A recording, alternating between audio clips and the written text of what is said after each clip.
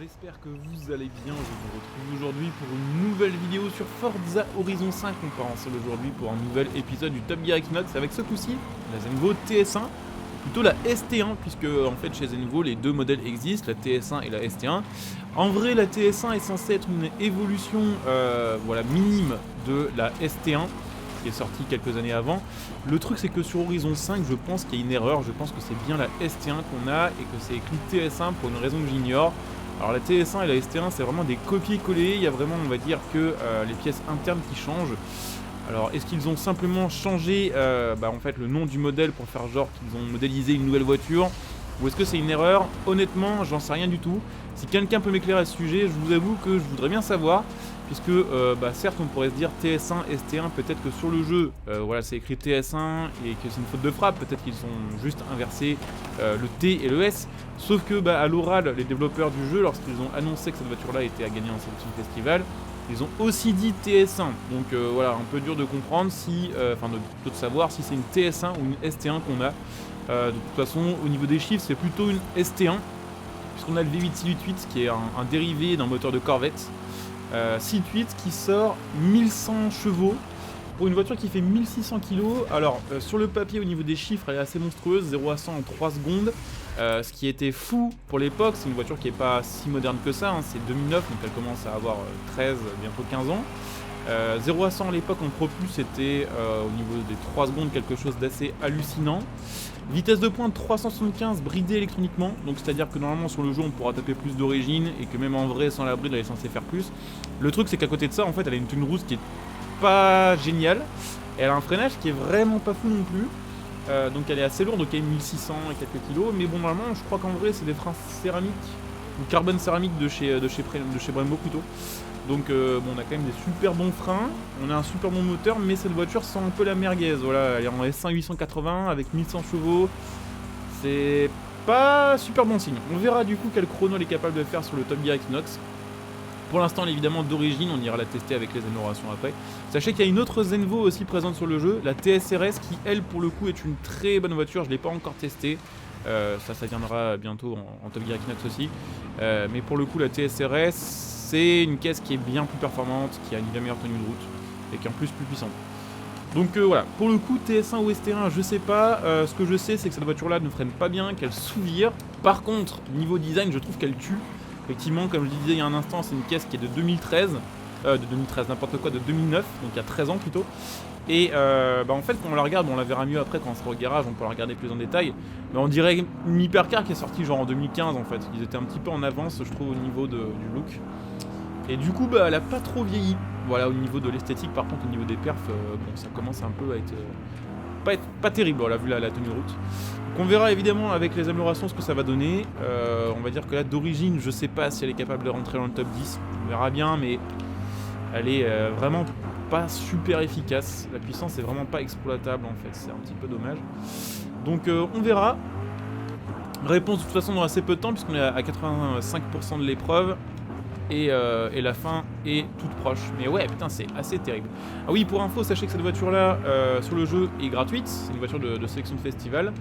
Que pour l'obtenir, il faut faire 120 points, si mes souvenirs sont bons, sur l'intégrité de la saison 3. À 200 points, je rappelle qu'il y aura la Mustang Mach-1, qui est elle aussi, on va dire, une exclusivité sélection de festival, qui a 200 points, donc on va dire un peu plus dur à obtenir. Même si, bon, ça se fait, hein. Mais pour le coup je vous avoue que d'ailleurs je comprends pas trop pourquoi ils ont mis la Mach 1 à 200 points, sachant qu'ils avaient mis aussi la SVJ à 200 points et que pour la SVJ ok je comprenais le farm à 200 points, mais pour la Mach 1 c'est un peu plus dur de le justifier. Et on fait un chrono qui est pas dingue, hein. Pour une caisse qui fait 1100 chevaux on fait 3,42,050, c'est à peine mieux qu'une Aventador SV qui fait 400 chevaux de moins, donc ouais pas dingue. Voilà, après évidemment on va aller regarder les améliorations. Alors voyons voir les améliorations de cette voiture. On a un swap dispo, le V12 Seed 5 Lambo, ok, donc possibilité de sortir 1600 chevaux plutôt. Possibilité de la mettre en 4 roues motrices qui pourra à mon avis aider.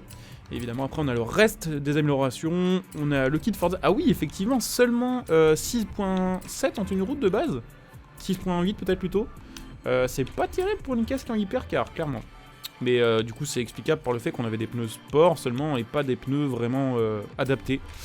qu'avec les pneus modifiés, déjà on grimpe à 7,7 et avec le kit Forza aussi. Donc il y a moyen que cette caisse termine avec 8 sur 10 en tenue de route. Et soit donc au final plutôt pas trop dégueulasse. Voilà.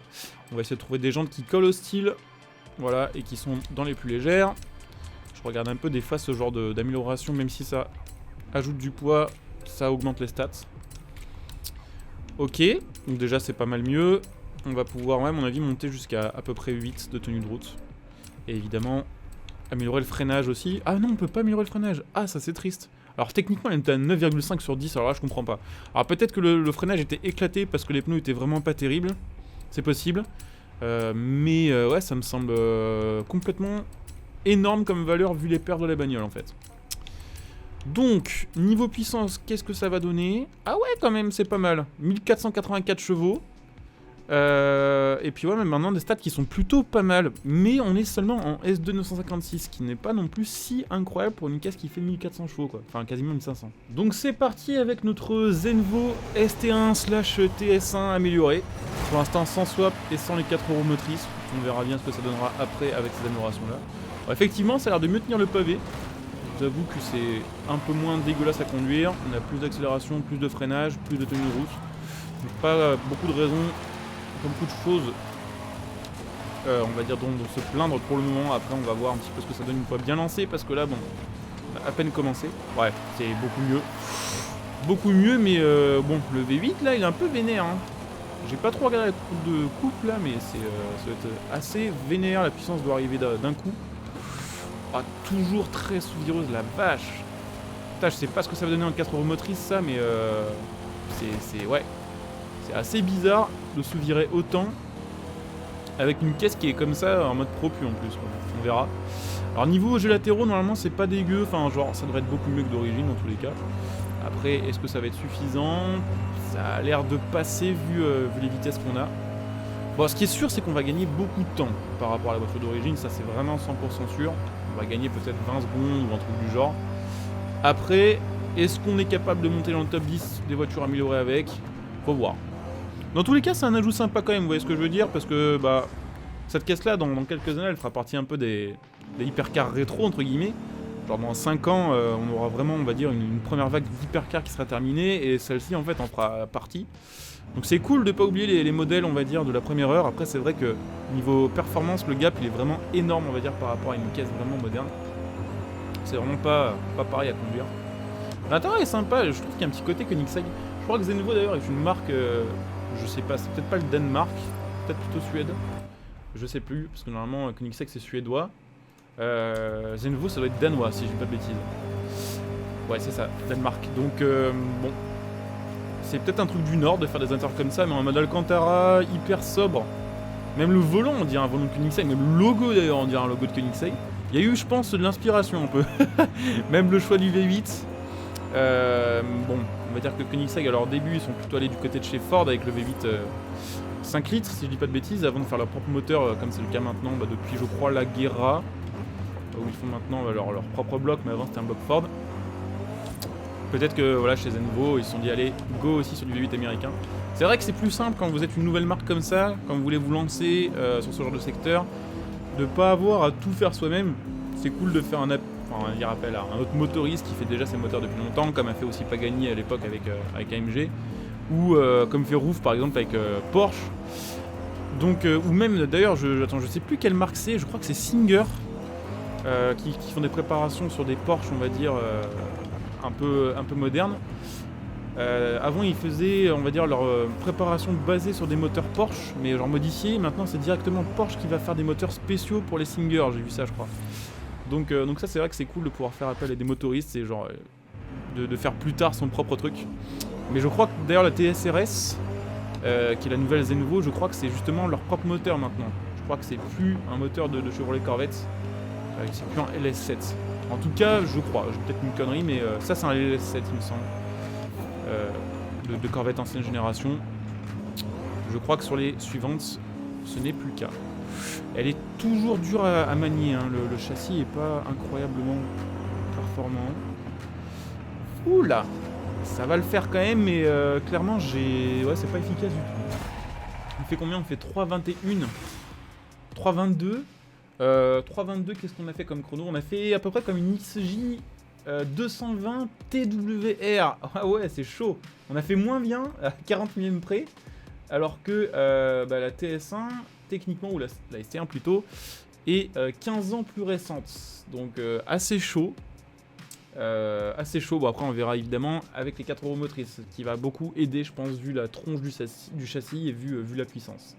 Et on fait mieux par exemple qu'une Monza ou qu'une Gallardo Spider, mais bon la Gallardo Spider était vraiment éclatée. Donc c'est parti avec notre Zenvo TS1, on va maintenant passer en V12 de chez Lambo et passer en 4 roues motrices, donc là autant vous dire que ça n'a plus rien à voir avec une Zenvo de base, et ça a l'air d'être plutôt efficace maintenant qu'on a tout changé, maintenant que c'est une autre voiture. Et qu'il reste plus que la silhouette. C'est pas mal, hein, c'est pas mal. Bon après en V12 ça fait clairement bizarre à entendre, hein, parce que V8 au V12 ça fait toujours bizarre, je trouve, alors que l'inverse c'est pas le cas. Il y a des caisses où il y a des V12 on va dire de base qui sont des petits V12 et il y a des swaps V8 qui sont dispo et ça fait toujours stylé je trouve. Alors là du V8 au V12 je sais pas, c'est un peu, ça fait cheap je trouve sur ce jeu. Donc maintenant 4 roues motrices, alors avantages et désavantages bien sûr, c'est que la voiture est plus lourde à cause des 4 roues motrices, donc on perd en tenue de route. Mais avantage c'est que bon, les sorties de virage vont être plus simples, on va pouvoir accélérer comme des porcs sans se prendre la tête. Et puis bon bah, globalement ça peut pas on va dire beaucoup plus sous-virer que ce que ça sous-virait déjà d'origine. Donc on va se dire que c'est forcément mieux, voilà, et qu'on devrait gagner du temps, peut-être 5-6 secondes encore, on peut espérer ça, on verra bien. Et oui on avait réussi à gagner quand même 20 secondes à peu près, c'est ça, entre le classement d'origine et le classement avec les améliorations numéro 1 on va dire. Là on va voir, c'est possible que ce soit encore un poil plus rapide, donc on arrive aux alentours de 3 minutes 15 dans ces eaux là. Donc c'est parti, la petite autoroute, normalement on gagne aussi un petit peu en VMAX avec ce moteur là, mais bon globalement elle a pas beaucoup de VMAX, c'est une pour une caisse qui fait 1100 chevaux de base, c'est assez étonnant en fait d'avoir en plus normalement une caisse qui est bridée à 375 IRL sur le jeu, j'ai pas vu les 375 ni avec les améliorations ni d'origine, donc bon ça me paraît un peu pété comme valeur. Putain, elle tourne pas, c'est dingue. Hein. Donc c'est un peu une merguez, je rappelle, dispo gratuitement. Et aussi une voiture qui est connue pour être malheureusement mal finie. Alors peut-être que c'est mieux maintenant, peut-être qu'après des années d'existence, ils ont amélioré la bagnole, mais je crois que cette voiture-là a eu pas mal de soucis, notamment assez médiatisés, et ça fait un peu mal quand vous êtes une nouvelle marque, entre guillemets, avec un des premiers modèles que vous commercialisez. C'est que celle-ci, je crois qu'ils ont dû faire 2 épisodes de Top Gear avec, en vrai, enfin voilà, je parle pas du Top Gear Equinox, hein, je parle du... Même si c'est effectivement le deuxième Top Gear Equinox avec, parce qu'on l'a fait sur Horizon 4 et sur Horizon 5, la vraie série Top Gear, ils ont fait, je crois, 2 épisodes sur cette voiture, et à chaque fois ça s'est mal passé, c'est-à-dire que je crois que la première fois, ils ont niqué un embrayage, genre au bout de quelques kilomètres. Et la deuxième fois la caisse a pris feu à cause du mauvais refroidissement du moteur. Donc bon, ça la fout un peu mal. Après, apparemment sur la TSRS il n'y a pas de soucis de ce genre là. Et puis bon de toute façon ces soucis là on peut aussi les avoir sur les Lamborghini, hein, si vous regardez des vidéos d'hypercars voilà, qui prennent feu au feu rouge parce que bah, les mecs font un peu les cons avec et que la voiture est pas si bien refroidie que ça quand il fait un peu chaud dehors. Il y en a aussi, voilà, c'est des grosses marques. Mais c'est vrai quand vous avez une nouvelle bagnole, une nouvelle marque qui essaie de se lancer, quand ça brûle sur une émission de télé qui est extrêmement regardée, extrêmement populaire, c'est pas ce qu'il y a de plus vendeur, on va dire ça comme ça. Même si bah du coup la Zenvo du coup est peut-être un peu plus connue grâce à ça, hein, au final. Ça fait peut-être un espèce de bad buzz un peu, mais c'est vrai que la Zenvo est une des bagnoles connues pour avoir été ruinée malheureusement dans la série Top Gear. Malheureusement et involontairement, parce qu'évidemment des fois c'est complètement volontaire, mais là c'était pas le cas. Donc effectivement avec les 4 euros, bon bah c'est autre chose, hein, c'est beaucoup plus facile à manier, certes ça sous-vire, mais au moins ça survire pas en sortie de virage, vous pouvez envoyer toute la sauce, et puis bon ça corrige un peu les problèmes de maniabilité. Ça en fait pas une voiture super efficace, ça en fait juste une caisse plus facile à manier, voilà, genre un peu plus facile de prise en main. Et du coup au niveau du chrono ça va se voir aussi un peu, on va faire un peu mieux, on fait 3 secondes de mieux, 3 secondes et demie. On fait 3,19, c'est un des pires chronos que j'ai jamais fait sur le Top Gear Equinox. Bon après de toute façon, voilà, il en faut toujours une, il faut toujours une caisse qui est moins bonne que les autres. Ça a toujours été comme ça sur tous les jeux, c'est comme ça en vrai de toute façon. Donc bon, voilà, celle-ci n'est pas incroyable, c'est voilà, plutôt une voiture assez stylée, quand même, au niveau du design, ça faut le dire. Cool parce que gros V8 de base, mais pas efficace du tout. Et donc on va arriver à la fin de cette vidéo, j'espère qu'elle vous aura plu. Si c'est le cas, bah, pensez comme d'hab à laisser un like, à vous abonner, à partager la vidéo, bien sûr. Vous pouvez bien sûr vous abonner à ma chaîne YouTube, vous pouvez vous abonner aussi à ma chaîne Twitch, donc n'hésitez pas, le lien de ma chaîne Twitch sera sous cette vidéo, en description et en top commentaire, donc n'hésitez pas à vous abonner, comme ça vous recevez les alertes des prochains lives, et si vous avez Amazon Prime, n'hésitez pas à utiliser votre Twitch Prime sur ma chaîne Twitch, ça vous permettra de me soutenir gratuitement, et de profiter de votre côté de plein d'avantages, de plein de bonus tout simplement. Vous pouvez bien sûr me retrouver sur les réseaux sociaux, notamment sur Twitter, n'hésitez pas à venir m'y rejoindre. Vous pouvez soutenir gratuitement ma chaîne en utilisant le lien de soutien sous cette vidéo pour faire vos achats. Mon lien Instant Gaming pour acheter vos jeux, vos cartes d'abonnement à prix réduit. Mon lien Metal.net pour acheter vos composants PC à prix réduit. Et puis pour ceux qui souhaitent me soutenir sur le long terme, n'hésitez pas à devenir un soutien de la chaîne via le bouton rejoindre sous cette vidéo. Là aussi il y a plein d'avantages selon le rang, selon l'abonnement on va dire que vous choisirez. Je coupe là, je vous dis à très bientôt. Bon jeu à tous, ciao.